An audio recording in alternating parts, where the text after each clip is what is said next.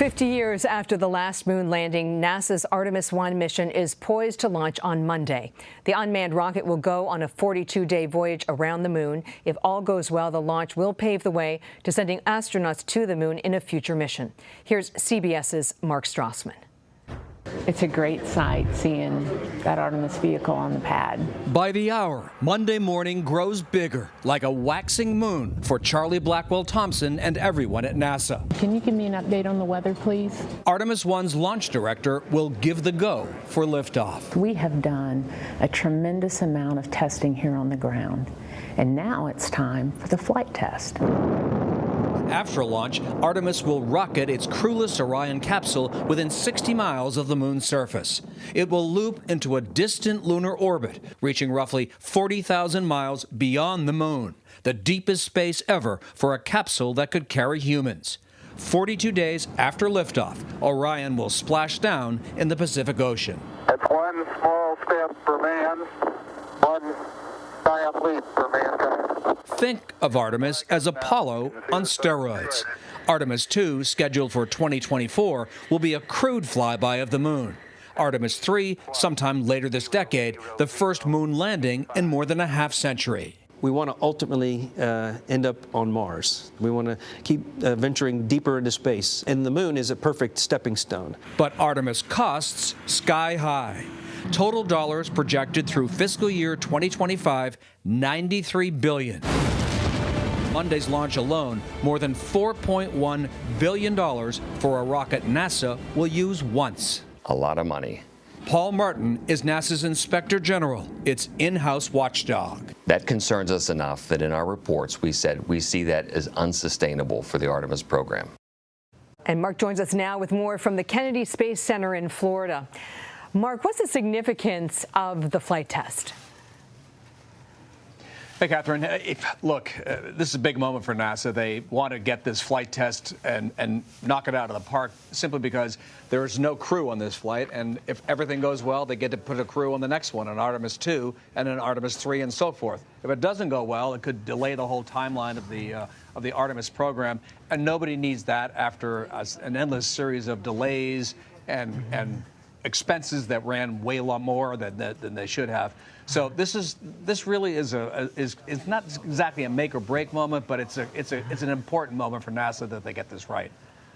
Let's drill down just a little bit further. So how is the Artemis program different than the Apollo program from the 1960s? Well, I mean, for starters, the technology, obviously, a leap forward. The diversity of the astronaut corps and of the support corps, all the engineers, completely different. And, back in the 60s, almost exclusively a bunch of white dudes, and that's it. And now, of course, so we have a NASA that completely reflects America in 2022. But beyond that, the mission is kind of different. I mean, in the Apollo era, the goal was to get to the moon and get to the moon ahead of the Soviets. We wanted astronauts' boots on the ground before a cosmonaut had his boots on the ground. And in the end, only 12 people ever walked on the moon, all of them American men. With Artemis, the goal is to get to the moon almost as a rehearsal to go on to Mars. The idea being that we could go to the moon, learn what it's like to build a sustained life base there, and then take what we've learned and the resources from the moon and then move on. Whether all that comes to fruition, we'll find out. But that's the mission. It's a much bigger, more grandiose idea that they have for Artemis than they ever had for Apollo. Earlier, you mentioned there could be an Artemis 2 and an Artemis 3. What would that look like? Well, Artemis 2 is going to be another test flight around the moon, but that Artemis 2 will have a crew on it. That's the big difference. This one, no crew. Artemis 2 with a crew around the moon and back.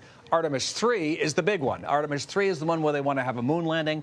The first crew to land on the moon will include an astronaut of color and a female astronaut. NASA's already promised that.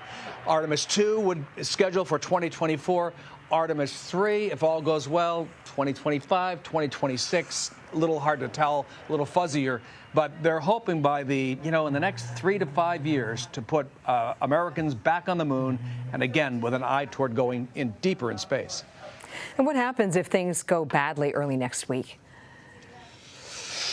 Well, I guess it kind of depends how badly they go. I mean, it's one thing if there are issues that are solvable, or if there is a complete disaster, which of course nobody wants. But if there's a complete disaster, that would be highly problematic. I talked to the lead flight director in Houston and posed that question. If it doesn't go well, he said, well, conceivably it could be the end of the program. I mean, that's the consequence that's potentially at stake here. I mean, obviously everybody hopes that it goes well, and that whatever issues come up are solvable, and especially solvable because, again, no people on board. They're going to try to put this capsule and rocket through a very, very rigorous test, a series of tests, more rigorous than if they did have people aboard. And the hope, of course, is that it passes with flying colors. Mark Strassmann at the Kennedy Space Center. Thank you. You bet.